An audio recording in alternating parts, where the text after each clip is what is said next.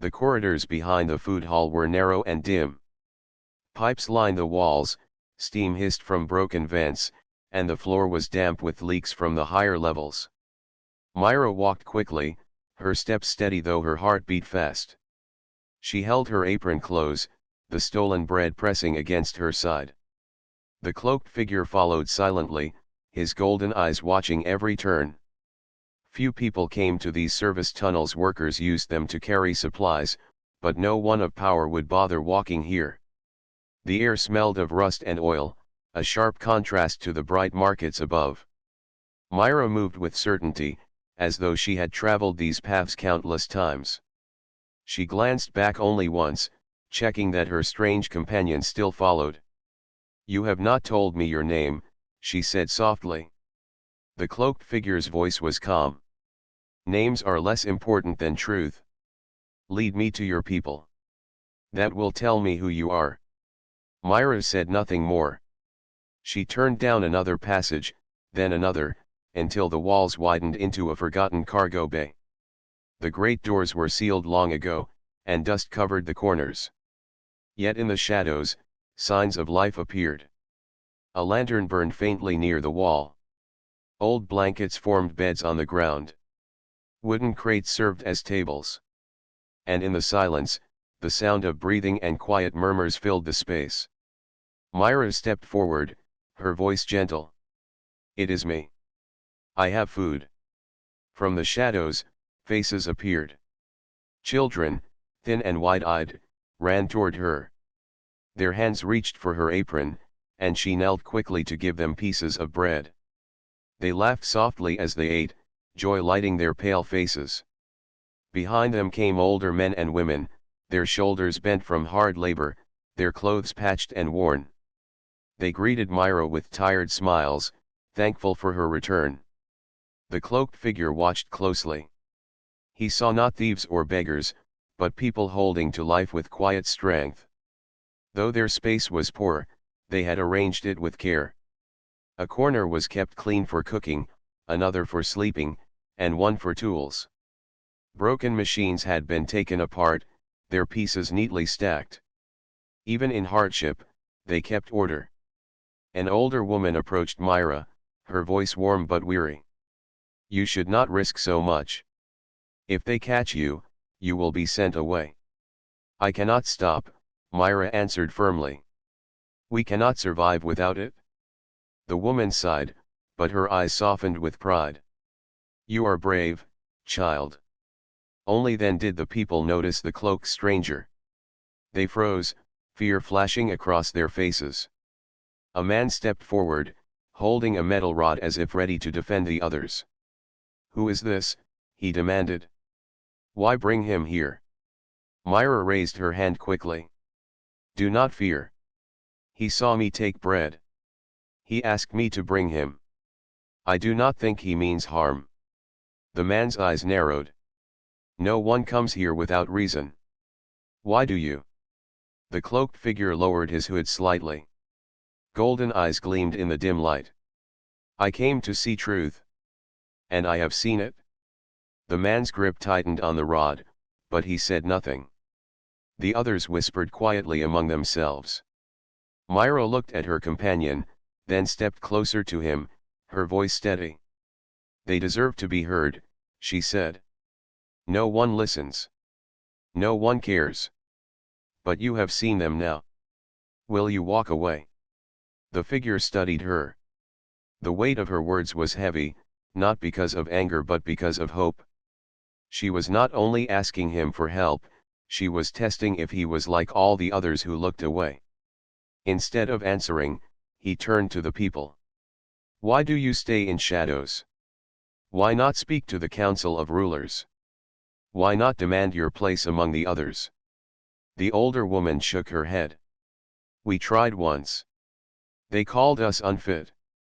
They said humans were too new, too weak, too few.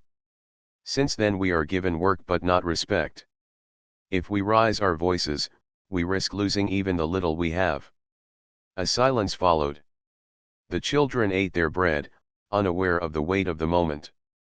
Myra stood beside the cloaked figure, her hands clenched at her sides. "Do you believe this will never change?" he asked at last. The older woman lowered her eyes. "It has been this way for years. Change does not come for us." The cloaked figure's gaze grew sharp. "Then perhaps change must be brought." The people looked at him in surprise. His voice carried strength, like a blade cutting through stone. Yet none of them knew who stood before them, hidden behind a simple cloak. Myra stepped forward. "If change is possible, will you help us? Or will you leave and forget?" The cloaked figure turned his golden eyes on her. "I forget nothing. What I have seen here will not be hidden again." Before Myra could reply, a sound echoed in the corridor outside. Heavy boots struck the metal floor, voices barked orders, and a beam of light swept across the walls. Station guards were approaching. The people froze. Some clutched their children, others reached for tools as weapons. Myra's face went pale. "They must not find you here," she whispered. "If they do, they will drive us out." The cloaked figure's wings shifted beneath his robe, though no one noticed in the dark. His voice was steady and unshaken. "Then let them come.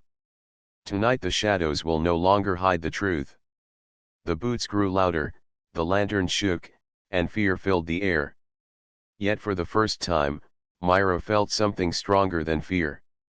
She felt the beginning of change. The heavy boots grew closer, their sound echoing through the narrow tunnels. Myra's heart raced as the guards' voices carried into the cargo bay. The people huddled together, their faces pale with fear. For years, they had avoided patrols, staying quiet and unseen. If discovered, they could lose the little shelter they had built. The cloaked figure stepped calmly to the center of the bay. His golden eyes glowed faintly in the lantern light. He raised one hand to Myra. "Stay with your people," he said. His voice was low, yet it carried strength that settled her trembling hands. The doors to the bay groaned open. 4 guards entered, their armor shining with polished steel, their visors glowing with scanners. They carried stun rods and spoke with sharp authority. "This section is restricted," the captain barked. "No one is permitted here. Who hides in the shadows?" The children whimpered and pressed close to their mothers. The older men gripped broken tools, but their strength was no match for armored guards. The captain's gaze swept the room, and his eyes hardened as he saw the crowd. "Unregistered humans," he said with disgust. "You have no right to be here. Pack your things. You will be removed at once." Myra stepped forward before anyone could stop her. "Please, we have nowhere else to go. We work, we serve, but we are not given enough to survive. This place is all we have." The captain sneered. "That is not my concern. Orders are orders." The cloaked figure moved between Myra and the guards. His presence filled the space with a quiet power. The guards shifted uneasily as his golden eyes locked on them. "Orders are not greater than justice," he said firmly. The captain frowned, raising his stun rod. "And who are you to speak of justice here?" The cloaked figure's gaze sharpened, but he did not reveal his identity. "One who sees truth. These people live in hunger while the higher halls waste food. You call them unfit, yet they endure more hardship than any noble ever will. Do you not see their strength?" The guards hesitated. His words carried weight, more than any ordinary voice should. Still, the captain scoffed. "Strength? They are weak parasites. We follow law, not pity. Stand aside or be struck down." The people gasped, but the cloaked figure did not move.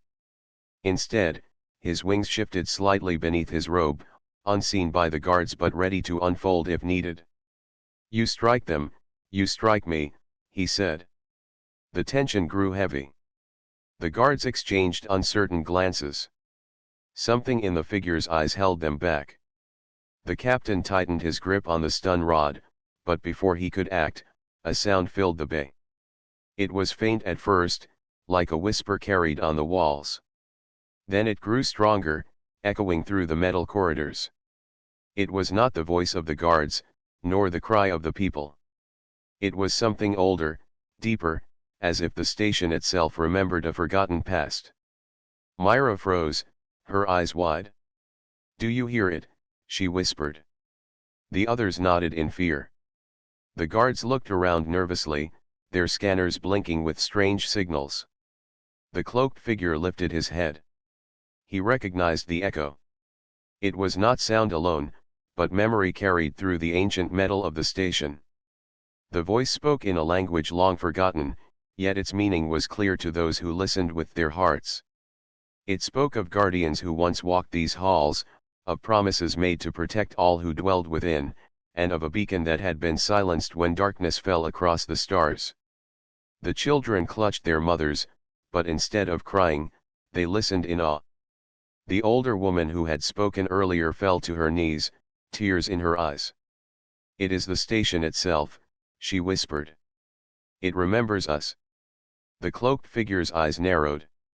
He had suspected the city held secrets, but now he understood. This was not only a place of trade and power. It was built upon something greater, something meant to watch over the weak as well as the strong. The guards, unsettled, lowered their weapons slightly. The captain tried to regain control. "Ignore it. Old systems sometimes echo nonsense. We have our orders." But even he did not sound certain. The voice carried through the walls again, this time clearer, as if demanding to be heard. The words spoke of unity, of forgotten bonds between species, of strength born not from power alone but from endurance and compassion. The cloaked figure turned to Myra.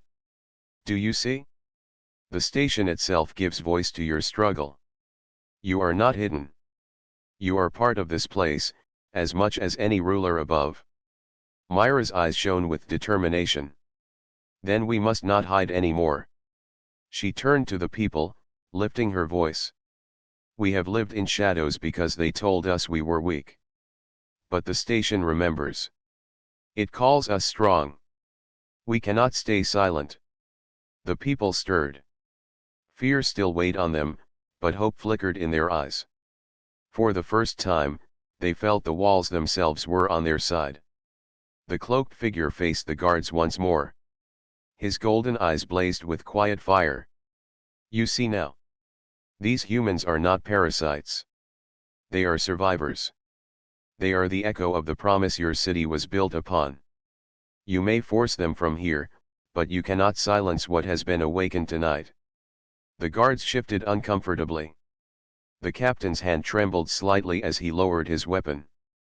He looked at the crowd, then at the cloaked figure, and finally turned to his men. "We will report this. Let the council decide." With that, the guards retreated, their steps hurried.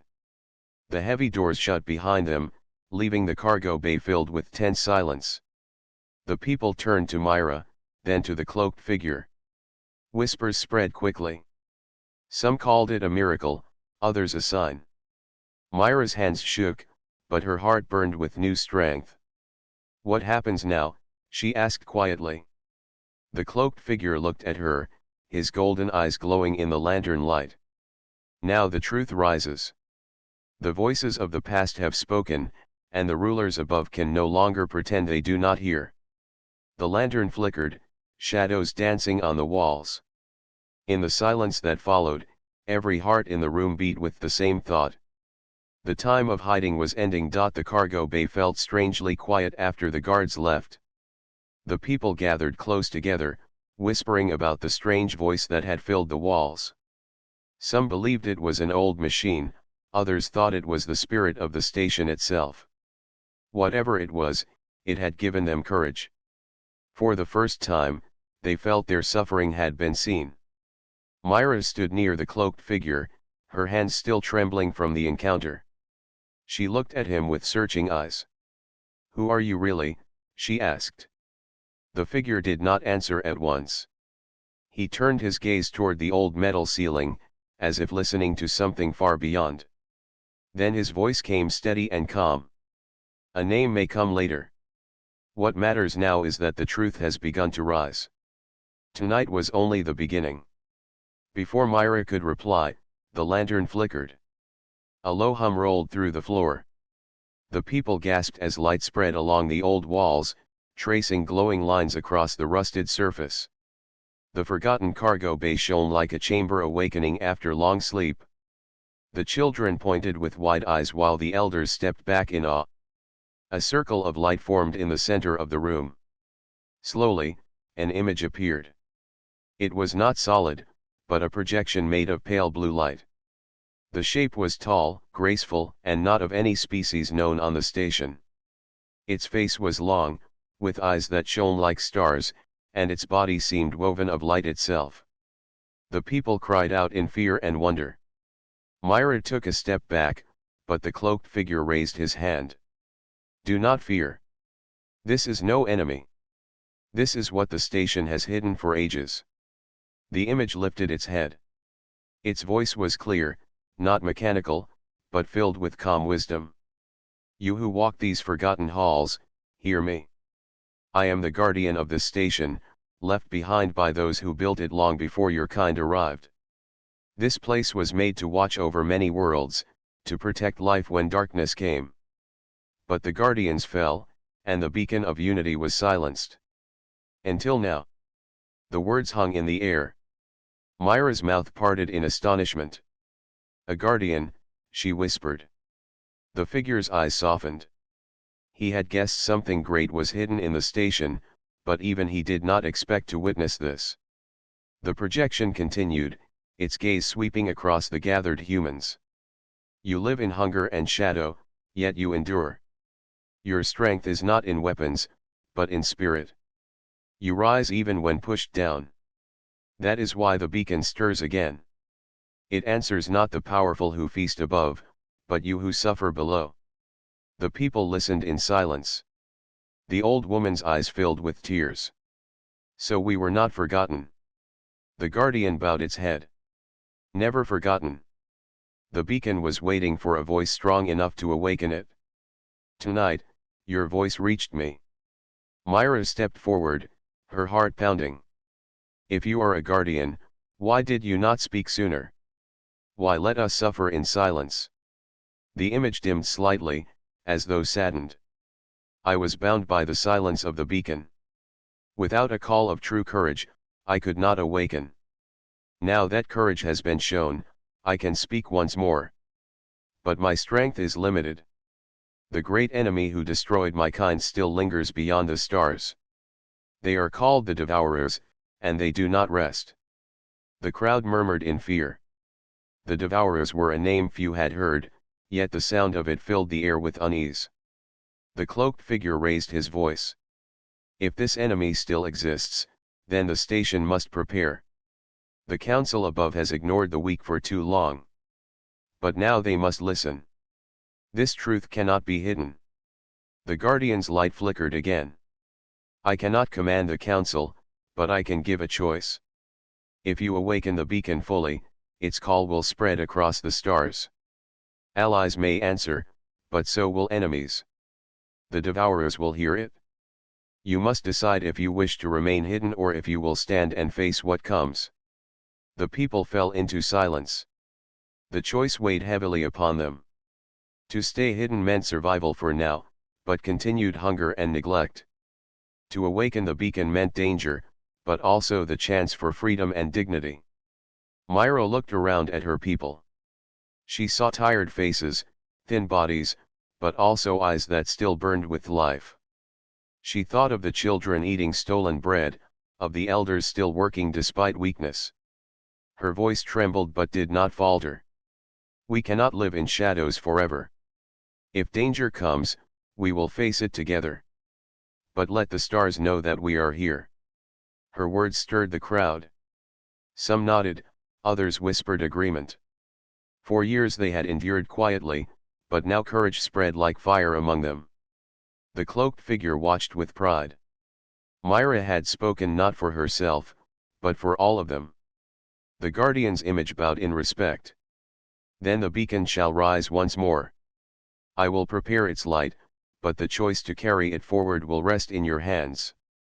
The light dimmed, then slowly faded.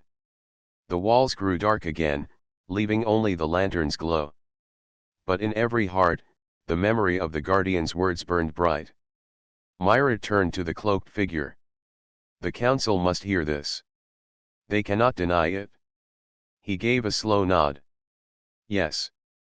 And when the time comes, they will see not weakness in you, but strength that cannot be ignored. The people gathered closer, whispering with excitement and fear. The night that began with stolen bread had become the night the past awakened. What once was forgotten now breathed again, and with it came the promise of change. The next day, the great council of Vera gathered in their high chamber. The hall was vast, with a ceiling that arched like the inside of a cathedral. Light poured down from crystal windows, casting patterns across polished stone floors. Representatives of many species sat in curved rows, their voices rising in debate. News of the disturbance in the lower levels had reached them quickly. The guards had reported the hidden settlement of humans, the strange voice that echoed through the walls, and the appearance of a mysterious cloaked figure who defied them. Some nobles dismissed the story as nonsense, but others whispered that something powerful had indeed awakened. At the center of the hall stood Myra. She wore simple clothes, her hands clasped tightly together. Beside her stood the cloaked figure, silent but watchful. Around them, the nobles spoke with impatience, treating them as intruders in a world of polished words and endless rules. The council leader, a tall alien with silver skin and a crown of bone, raised his voice. You are accused of trespassing in forbidden tunnels and of stealing food. Why do you bring such petty matters into this chamber? Myra lifted her head, her voice steady though her heart raced. Because the truth cannot stay hidden any longer. We did not steal for greed. We survived because no one gave us enough to live. We labored for the station, but were left in shadows. Last night, the station itself spoke. A guardian appeared.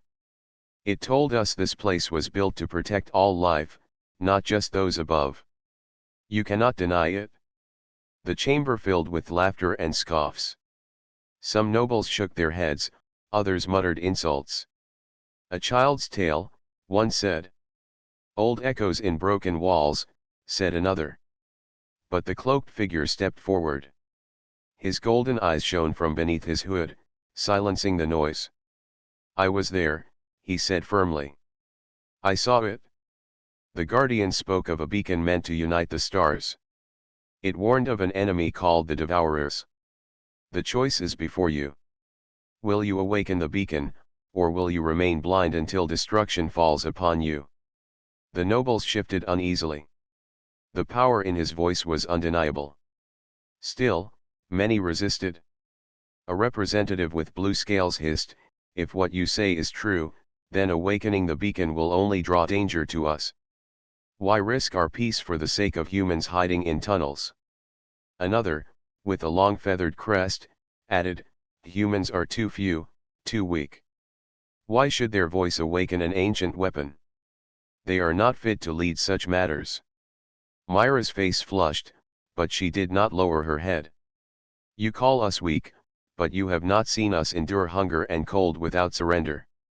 You have not seen us work long hours with nothing in return. We are still here because we are strong. The guardian chose to speak to us first, not to you, because it saw our strength where you saw only weakness. Her words rang across the hall. Some nobles frowned, others murmured. The older council members looked unsettled.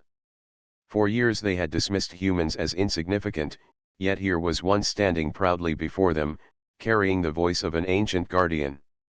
The council leader raised his hand for silence. Even if the guardian exists, the choice is dangerous.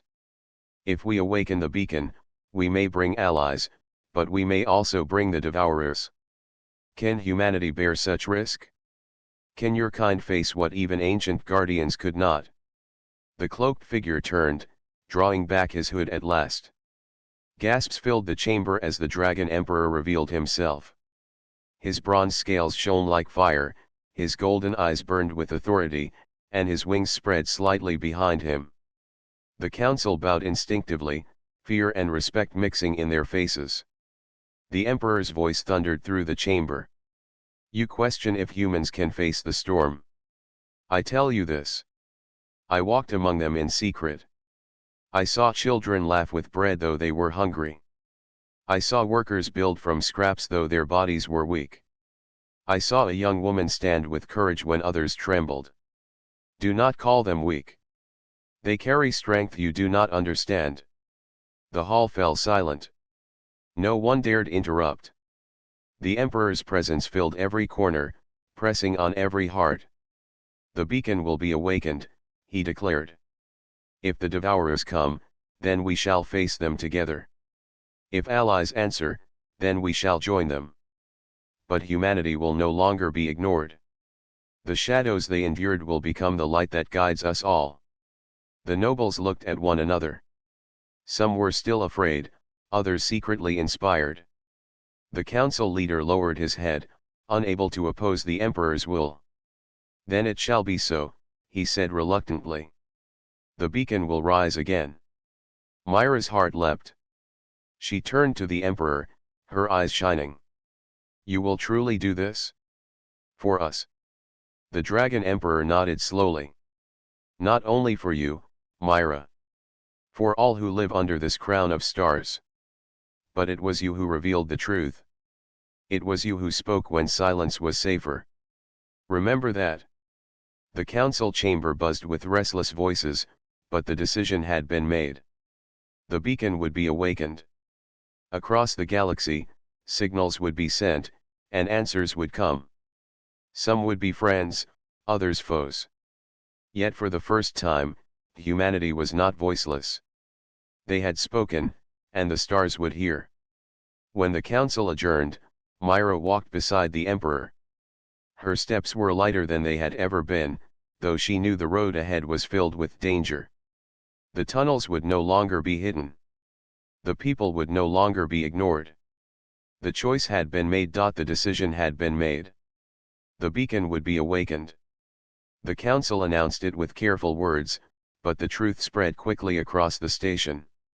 Some greeted it with hope, others with fear.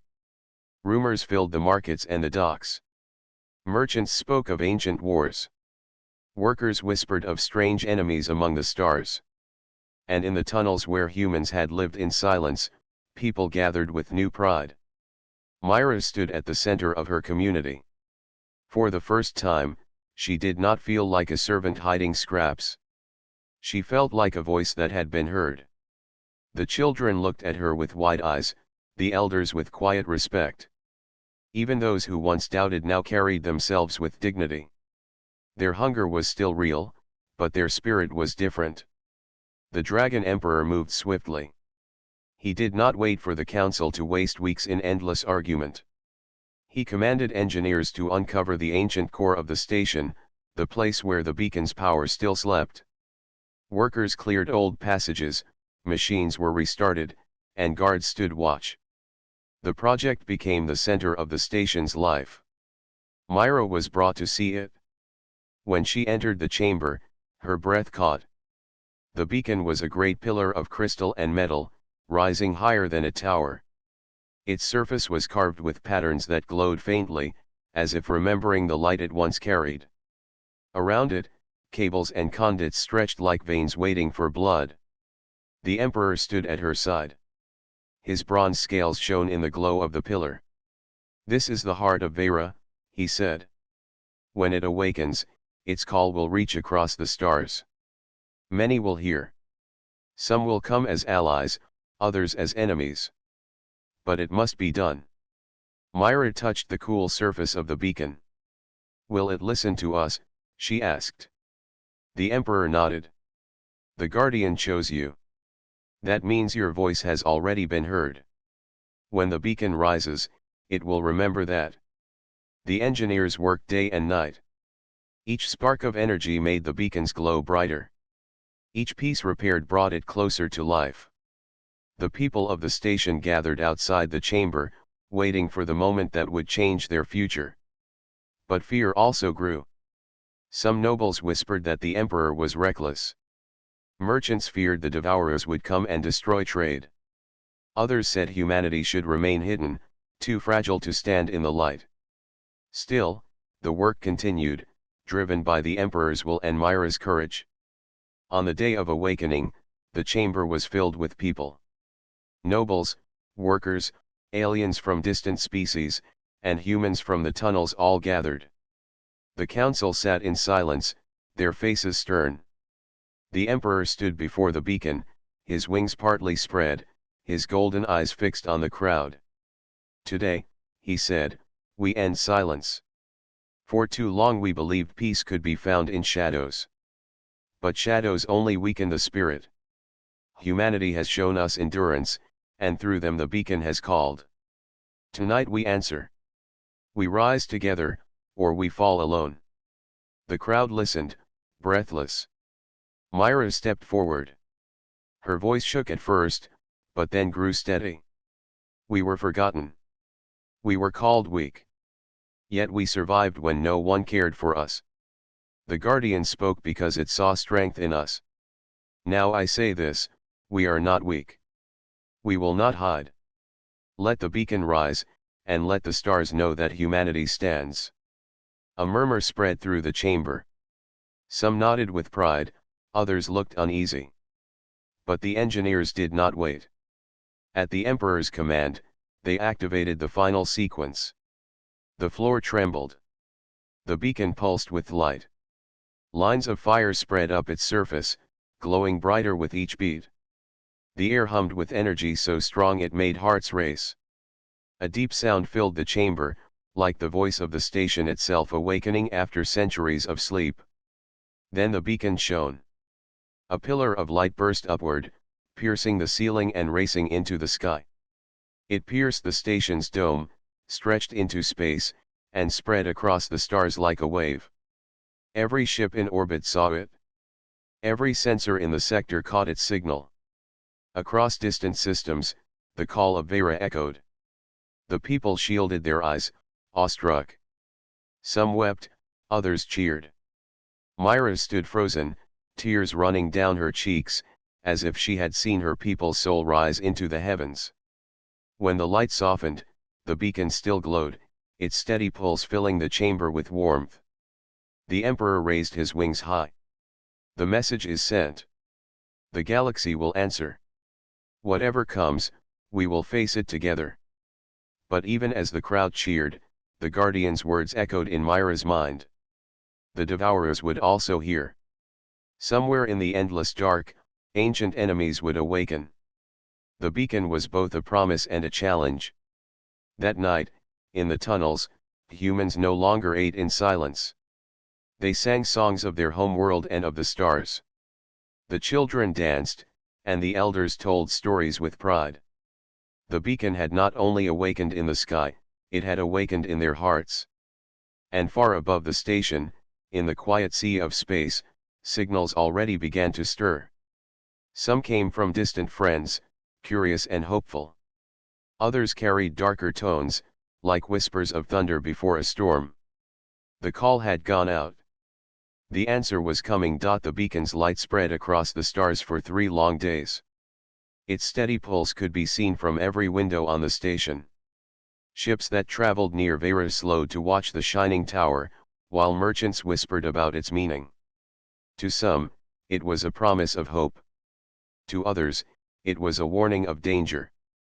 In the tunnels, the humans no longer hid. They came into the open streets with their heads high.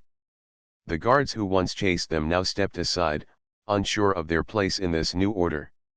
Children who once ate in secret now walked proudly, pointing to the sky where the beacon's glow reached upward.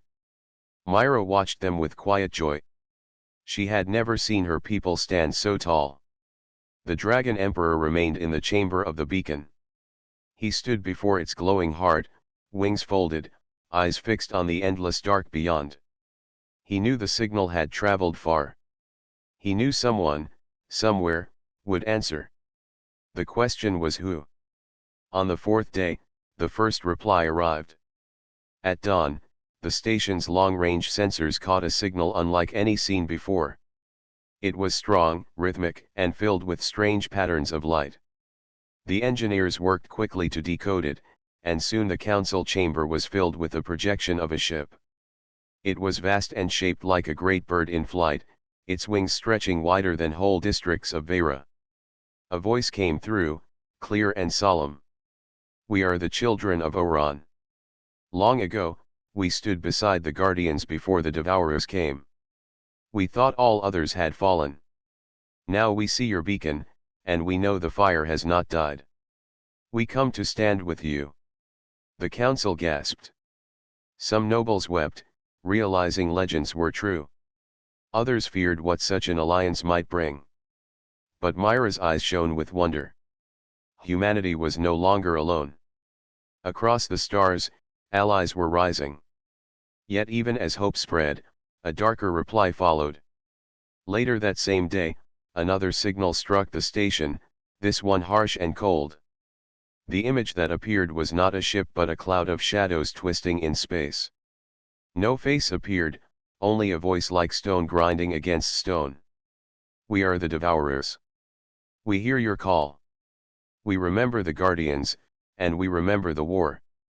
You are small, yet you dare to awaken what should remain silent. We are coming. When we arrive, there will be no refuge, no mercy. Your light will be consumed." The chamber fell silent. Even the strongest nobles grew pale. The very air seemed heavier after the message. Myra's hands trembled, but she forced herself to speak. "Then we will face them. We will not hide." The Dragon Emperor's voice rose, firm as iron. "You hear their threat. But hear this as well. Humanity has endured hunger, cold, and neglect, and still they rise. The devourers may come, but they will not find silence. They will find us ready." The people cheered, their voices echoing through the hall. For the first time, humans stood shoulder to shoulder with aliens, not as servants but as equals in purpose. In the following days, the station prepared. Engineers strengthened defenses, merchants offered supplies, and humans worked alongside others to ready the city. Children carried water, elders shared stories of Earth's resilience, and workers built weapons from scraps. The beacon had not only called across the galaxy, it had lit a fire in every heart. One evening, Myra walked through the busy halls. She saw humans and aliens working side by side, something she had never imagined. She heard songs rising in many tongues, blending into one. She smiled, knowing her small act of carrying bread had grown into something far greater. The Emperor met her in the beacon chamber. His wings shimmered in the glow, his eyes steady and kind. "Do you see now, Myra?" he asked. "The galaxy stirs because of you. The path ahead is filled with danger, but you have already proven that courage grows strongest in shadows. You gave it voice, and now it spreads like flame." Myra bowed her head, though her eyes shone with pride. "I only did what I thought was right. It was never just me. It was all of us, all who endured." The Emperor nodded. "And because of that, humanity stands where it has never stood before. Not as shadows, but as light." Beyond the station, the stars glittered. Allies were on their way, and enemies too. War might come, but so would unity. The beacon pulsed steadily, a heartbeat of hope against the silence of space. That night, in the tunnels that were no longer hidden, children looked to the sky and whispered of the future. Elders told stories not of survival alone, but of destiny. And in the great chamber of the council, leaders who once ignored humanity now spoke of them with respect. The first replies had come. One of friendship, one of threat. But both carried the same truth. Humanity was no longer invisible. Their endurance had been seen, their voice had been heard, and their place among the stars had begun.